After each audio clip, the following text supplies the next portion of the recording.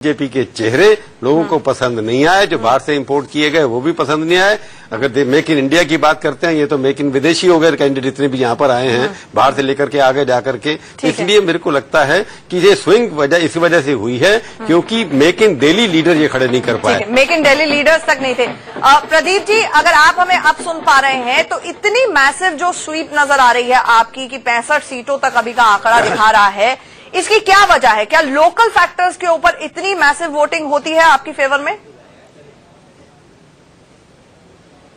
जी अंचल जी, मैं एक चीज बताऊं आपको कि मैंने खुद ने लोकसभा के समय करीब 20 सीटें के ऊपर सर्वे किया था खुद ने, और इस समय भी दिल्ली में मैंने करीब 5 से 7 सीटों के ऊपर खुद ने सर्वे किया।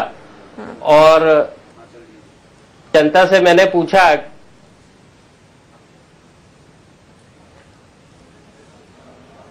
जी, बोले, हम आपको सुन पा रहे हैं।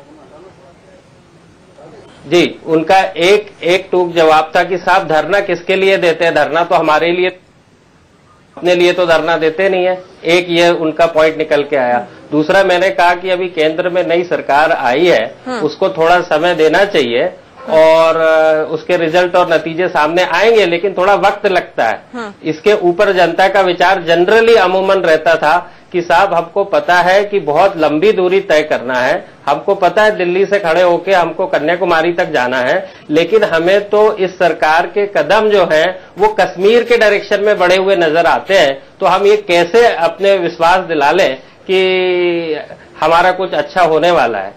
जब बीजेपी के मतदाता से मैंने पूछा आपका क्या मायना है, दिल्ली सरकार अच्छा काम कर रही है केंद्र में सरकार, तो उनका था कि हाँ देखिए कितना अच्छा काम किया है, इंडिया की जो इमेज है वर्ल्ड में कितनी अच्छी हो चुकी है।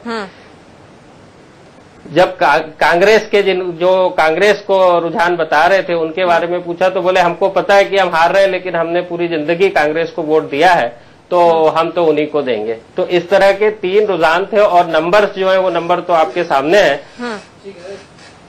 तो वैसे आपका उस हिसाब से करीब सबसे क्लोजेस्ट उस हिसाब से पोल रहा, ±7 की बात की थी, ये तो आंकड़ा उससे भी आगे हालांकि थोड़ा बढ़ गया।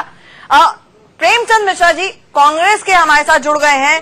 प्रेमचंद जी, ये कोई सेंस ऑफ डेजा वू आपको नजर आ रही है? मुझे याद है कि उस वक्त शीला दीक्षित ने सवाल किया था 2013 में केजरीवाल हु, इस बार वेंकैया नायडू ने कहा केजरीवाल हु, तो ये अहंकार एक बड़ी वजह रही कि बीजेपी का ये हश्र हुआ? क्या वोटों से आ रहा है? अहंकार ही एक वजह नहीं होती। मैं समझता हूं कि भारतीय लोकतंत्र की ये परिपक्वता है कि आप आम जनता को झूठे वायदे करके या झूठे दिलासे देकर एक बार ठग सकते हैं, बार बार नहीं ठग सकते हैं।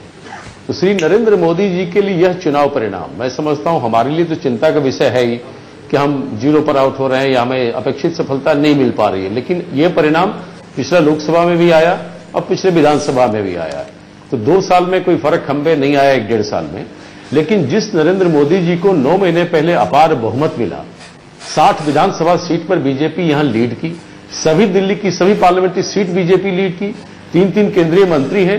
उसके बाद प्रधानमंत्री जी ने अपने 5 सभाओं में आम मतदाताओं को कहा कि अरविंद केजरीवाल नक्सली हैं, एनार्किस्ट हैं, ऐसे लोगों को नहीं देना, मैं नसीब वाला हूं, मुझे वोट दो।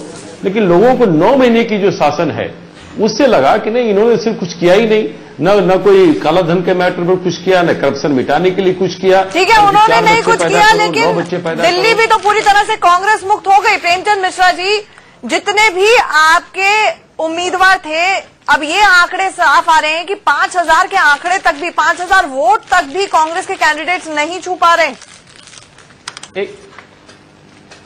मैंने कहा ना कि वो हमारे लिए तो चिंता का विषय है ही, लेकिन जिस सरकार को 8-9 महीने पहले इतना अपार बहुमत दिल्ली की जनता ने दिया, आज उसे 4-5 सीट पर लाके क्यों पटक दी है? इसका मतलब है कि आम जनता को आप झूठे वायदे करके गुमराह नहीं कर सकते हैं। और चूंकि केजरीवाल एक वायबल अल्टरनेटिव के रूप में लोगों को लगा, इसलिए वोटों का पोलराइजेशन वहां हुआ कि बीजेपी को हराना है, बीजेपी को दिल्ली कि सत्ता में नहीं लाना है, ये बड़ा काम दिल्ली के मतदाताओं के बीच में काम कर रहा था। चूंकि कांग्रेस वायबल अल्टरनेटिव के रूप में आई नहीं और 8 महीने 9 महीने में कोई भी पार्टी जो पिछला चुनाव बुरी तरह से हारी है, जिसे एक विधानसभा में लीड नहीं आया था पिछले लोकसभा चुनाव में, वो तो सत्ता में नहीं आ सकती 8 महीने में। तो हमारे को आगे क्या काम करना है वो हमारा विषय है, हम उस पर गौर कर रहे हैं। पार्टी अपने आप परिवर्तन की दौर से गुजर रही है, हम कुछ नयापन लेके आएंगे, जनता का भरोसा फिर से जीतेंगे। लेकिन नरेंद्र मोदी जी के लिए, उनकी कार्यशैली के लिए, उनकी पार्टी के लिए बहुत आप ज्यादा बीजेपी की चिंता करते हुए नजर आ रहे हैं कांग्रेस की बजाय। विजय जॉली जी हमारे साथ जुड़ गए हैं।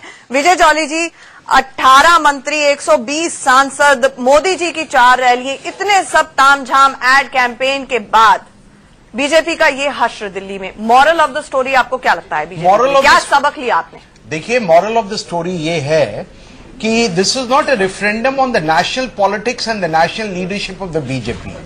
ये दिल्ली का चुनाव था, दिल्ली सेंट्रिक मुद्दे थे। ये जरूर है कि केंद्र के बहुत से हमारे वरिष्ठ नेताओं ने दिल्ली के चुनावों में हमारा हाथ बटाने के लिए दिल्ली में वो आए और उनकी प्रेजेंस हुई। बट कुछ क्षणों के लिए विजय जॉली जी माफ कीजिएगा, आप कंटिन्यू कीजिएगा अपना आंसर, लेकिन इस वक्त की बड़ी खबर आ रही है कि अरविंद केजरीवाल नई दिल्ली सीट से चुनाव जीत गए हैं। तो ऑफिशियली चुनाव जीत गए हैं अरविंद केजरीवाल।